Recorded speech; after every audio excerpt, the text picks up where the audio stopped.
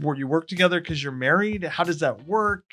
And then I could never work with my people spouse. always say that, right? I could never do this. I would drive them crazy. They would drive me crazy. I'd kill them. Would you ever date Michael Redmond? Nobody ever asked me that question. Choose to be responsible for the things that you're responsible for. And that is going to do you a whole lot more than worrying about trying to change that person. What would you change if you could? What would you change if you could? Right.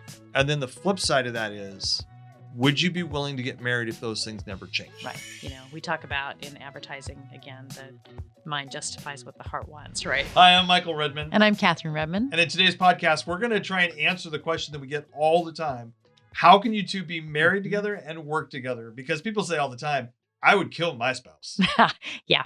And while we cannot in a half an hour answer that entire question, what we do want to do is go back and just start at the foundation of where we came from and how we built the marriage. And we think that that actually has some impact on how you structure marriage and business relationships. So let's get to it. In this podcast, what we want to talk about is answering that question that we get all the time. How do you guys, were you work together because you're married? How does that work? And then I could never work with my spouse. Always say that, right? I could never do this. I would drive them crazy. They would drive me crazy. I'd kill them. And I realized that there are several things that have gone into the, 31 years that we've been married. Happy anniversary, baby. Happy anniversary. 31 years that we've been married and 22 years that we've been in business together in this company. And we worked together outside of that before. But the things that work and the things that don't work, and instead of just being general about it, thought it might be cool if we start talking about some specifics. Okay. And what does that look like? And especially in the light of a lot of work we do on making good decisions and good judgment and the assessments we use. I started thinking about how did we get into this marriage? What were the decisions we made and the evaluations we made? How did we come to those decisions that helped us really tee us up? Because a lot of times there's two ways to get to a place where you get along. You either tee yourself up the best way possible in the beginning and then work out some minor issues as they come along, or you have to do a lot of hard work in the middle for a lot of marriages and business partners. So if you were to describe what it looked like, the context of what we were going into when we were in our mid-20s, and at this point in our 50s, I have a hard time believing we could make any good decisions in our 20s. No. But we did. We did. And we got some good advice. What happened? What was going on there? How would you describe it? So just to give, I guess you got to start with context, yeah. Right? So by the time a dating relationship started to happen with us, we had known each other 8-ish years. Yeah, intentionally known each other. I mean, we went to the same elementary school. We did. We were in the Hobbit together when I was in 6th grade and he was in 4th grade. Which is important to remember because while we were in school together in the same schools, you were 2 years ahead of me. Yeah. Which means I was... You were a punk. I didn't care about you. Right. So I probably really started to get to know you more when I was sort of probably even a senior in high school and you were a sophomore because we had a mutual friend. And I didn't like you and you didn't like me and that was that. So agreed. Yeah.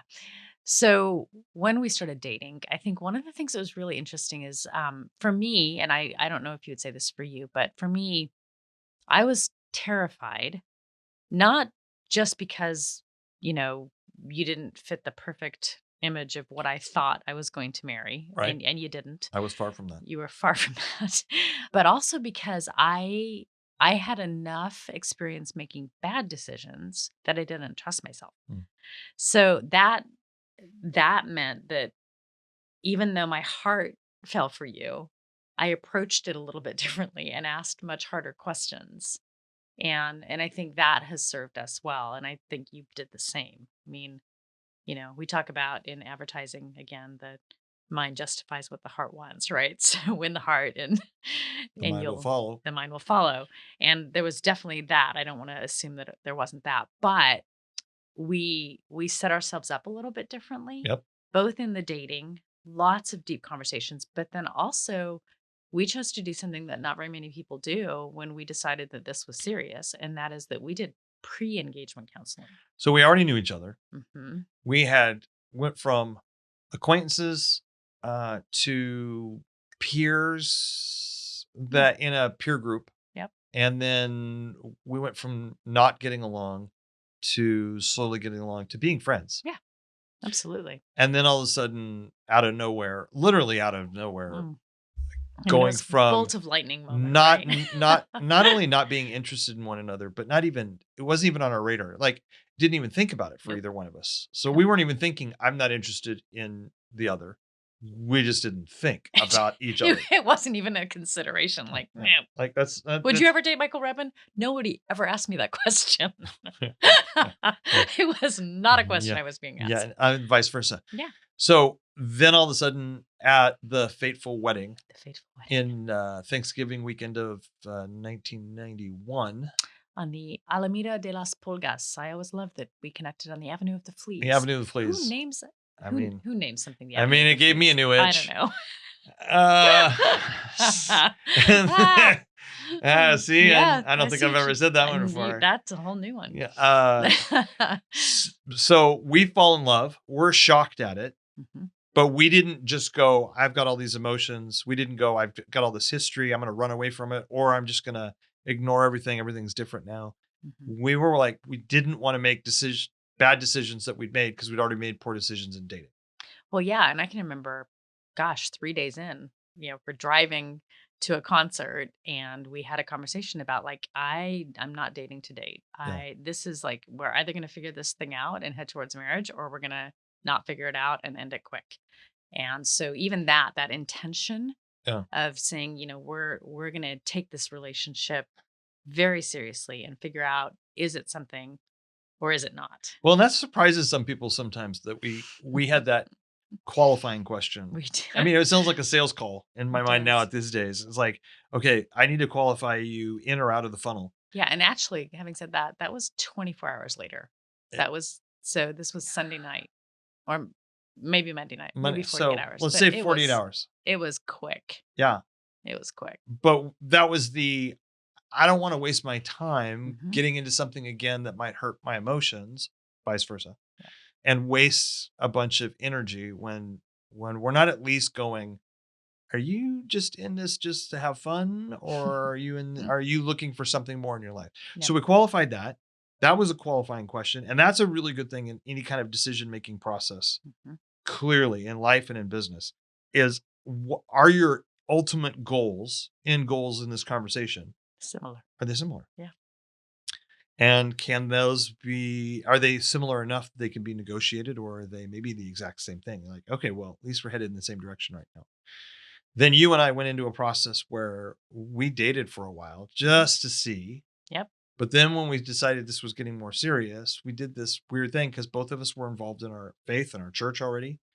And so we did this, which some of our listeners have never heard of this, and it was called pre-engagement counseling.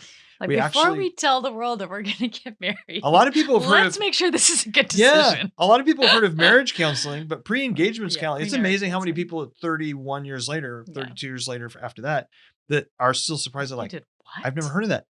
But we had heard about it. I still don't know where. I can't remember where we'd heard about it. But this concept that even a lot of people back then weren't doing. It's like, well, let's have some conversation before we even get into this. And the advice was, it's way harder to back out of an engagement than when you start finding things out and realize things aren't the best. Because you've told everybody, you've made plans, you've got reservations, you've invested money. A lot of people go through with stuff and they say, well, I especially divorces. When did you start having doubts? Before we got married. Right. So so for you and I, it was like, okay, let's dive in. So we had our pastor walk us through this. It's like someone outside of us asking us hard questions, right? To help really figure out, are we aligned? Are we heading in the same direction? Are our values aligned? Is our faith aligned? All the things that ultimately feed into the health of a partnership in marriage, even finances. Yeah. Right. And we were poor and you were in debt. And was I going in eyes wide open? Right. I remember somebody in our church being like, I will marry him once he's debt free. And I was like, oh, I can't wait that long. So I got to go in eyes wide open and help him clean it up. But I knew that going in. Right. Yeah. So it was an interesting decision-making process with much heart involved. I mean, I was head over heels for you, but there were clear decisions that we made along the way to position ourselves well. And one of the things that I remember in this pre-engagement counseling is there's some pretty specific instructions in scripture about husbands and wives and how we're supposed to interact and, love and respect and all these different things. Yeah. And I Really a rem- set of core values. yeah, and I remember our pastor wrote down like the verses that corresponded to the wife on one through 3x5 card, and then he wrote the verses that corresponded to you on your 3x5 card. And on the back side, he literally just wrote, do your own verse. Yeah. And that That was that genius. principle of like choose to be responsible for the things that you're responsible for. And that is going to do you a whole lot more than worrying about trying to change that person. Yeah. Right. So that was a really big deal. Like, yeah, do your own verse. Be the best version of you because that's what you have control over. Yeah. And it was the question that came in the midst of that conversation that day as we were sitting out on their back patio. What if, well, I think it was combined with the question process of what are three things that bug you? Right. What would you change if What you would you could? change if you could? Right. And then the flip side of that is, would you be willing to get married if those things never changed? Right. Because too many people go in betting that somebody's going to change. I can change them. I can change them, or they're going to change significantly. And you can't make a decision on whether somebody's going to change or not just because they say they might change or they're going to change. You have to watch their behavior, watch them change. And so there were things like that were, I mean, for us, you and I both had trend lines going back that were already indicating change. Mm-hmm. And for instance, going to counseling. Both of us had gone to counseling separately. Mm-hmm. Both of us were working on our stuff. Both of us identified things in the past that we didn't like and where we wanted to go in the future. And we're already working towards those things at different rates, at different paces. But there was a track record enough that you could look at. I loved the one thing. There's this guy that was preaching one time, and I caught the video of it. I don't know if it was something on Instagram or whatever that our daughter showed us actually, but he was preaching and talking to women about choosing a boy. And he was warning them, do not choose a boy that says, I have good intentions. I'm going to change. I'll change for you. I'll change for you. Like, no. You need to watch and find guys that are changing and that are behaving. And that I'm going to be good with my money. Well, then start learning to be good with your money and make some decisions that way. Right. And I'm going to be kind to other people. Well, are you kind to other people? I'm like, no, I'll get better. I'll get better for you, baby. This is so wonderful. And I love the fact that our single daughter is listening to this because I'm paying attention to this guy and things like this, because it's just like, you've got to watch it. But these kind of implications are really what was true with, are we actually moving in the right direction? Yeah. Because when we knew that we were, I mean, I'm going to say it like this and tell me if you agree or not. Because we were walking through some major core values and behaviors that were important to us, that we be aligned with those. And if we were aligned with those values, behaviors, and even like larger end goals, what do we want? We may not have total clarity on it, but we wanted to be more like Jesus, and we wanted to do what God wanted us to do. And we believed that it was, even in the beginning, we were going to be doing this journey together. So whatever that looked like. I think in the beginning, we didn't plan on working together. I don't remember that ever being part of the conversation you worked at one company, I worked at another when we got married. Yeah. And as we moved through the process of life and kind of kept moving forward, we just enjoyed each other's company so much. We had a lot of agreement on how we were going to work out conflict. Because we both came from families of conflict. You know what? This is probably, I wasn't planning on saying this, but this is probably important. Oh, golly. We not only had shared ideas about kind of where we were going and a general ideology we were going to follow. While there's plenty of different opinions about the way scripture talks about the way people should live their lives, we both came from conflict or uh, families with a lot of conflict and a lot of collateral damage. Mhm.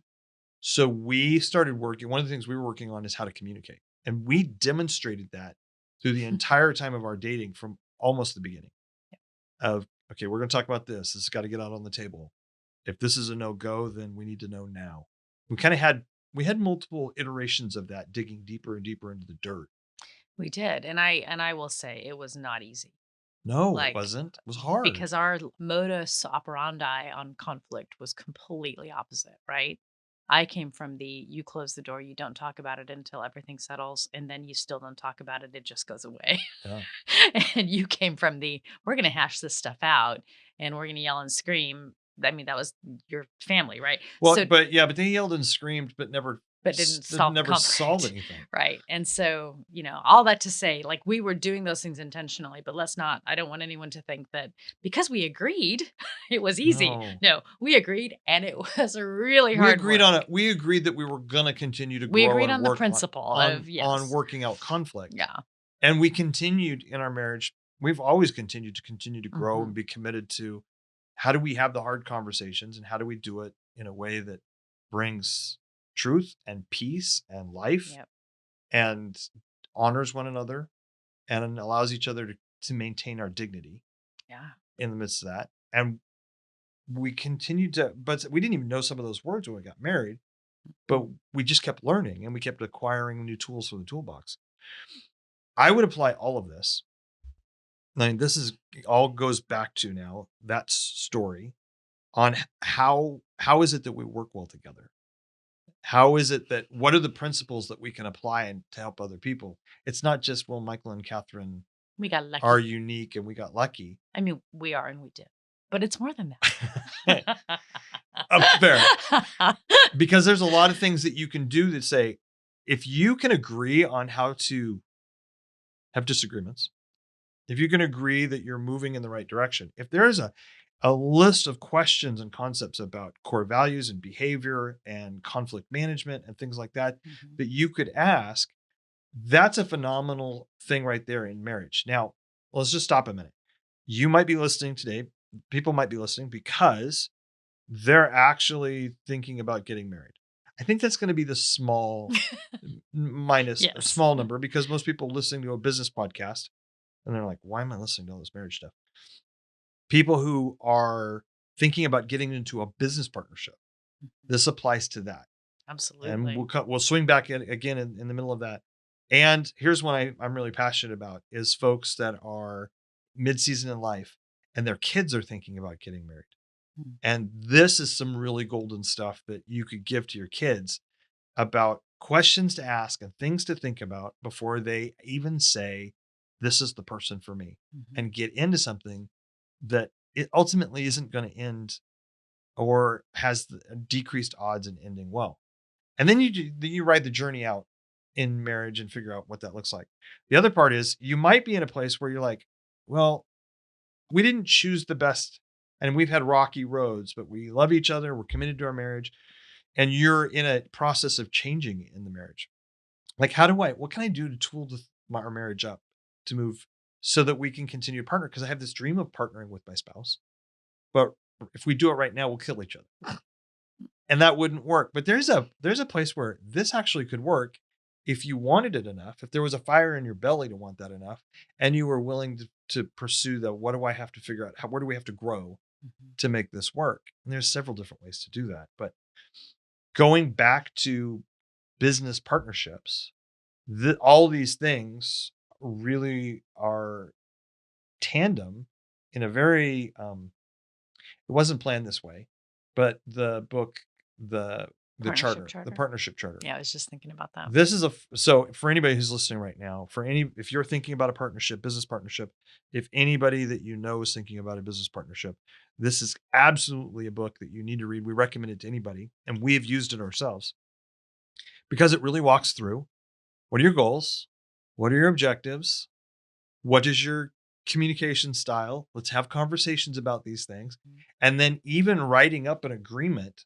that says, if you get into this, how are you going to handle really, really bad challenges? Yeah. What is that going to look like? What if you're at a loggerhead? You can't make a decision. Will you go to arbitration? Will you do this? Will you do that? I mean, we filled out one of ours with our partner in our other company so long ago that the counselor that we all trusted and knew that was in the business and understood business, he's retired. So we got to figure that out. If we go back and fix that, or if we ever needed to do something, we'd have to pick somebody else. That kind of process of what makes it, when people say, how could you work together? It's in many ways, it's the same answer. How can you have a great partnership? And so many people are like, I don't know how to have a great partnership. I don't know how to see these things. I don't know how to anticipate some of these problems. Like, I look at other people and they didn't do it well. Well, they were using their gut to just randomly go, do I think this is going to be good or not? And using their best experience. But when you have a checklist, whether you're a pilot of a jet airplane or you're doing anything that's critical, you have a checklist so that you don't miss something. There's not an interpretation. You don't forget something. And having a checklist that we did for marriage is a lot like having one for business partnership. It can lend to something significant. Well, and it's no small thing to recognize that people say, and is true, love is blind, right? Yeah. So you talk about the marriage thing, like the mind justifies what the heart wants, right? Yeah. Heart wants what the heart wants. So even going in, understanding love is blind. I'm not sure business opportunity isn't the same thing, Yeah. right? I've got this great idea. And you're like, okay, great. But you don't consider the person that you're partnering with and Or whether or not that idea ultimately is going to lead to misery. yes. Or you're two friends who like hanging out with each other. Right. And then you're like, how could this go wrong? Right. It's going to be great. And so you just consider But the you person haven't- in the friendship. You haven't gone deeper Yeah. to ask the questions. And so emotions are a hard thing to override. Yeah. But when you're talking about partnerships, Yep. whether it's a marriage that is intended to be till death do us part, as we all said at the altar, right?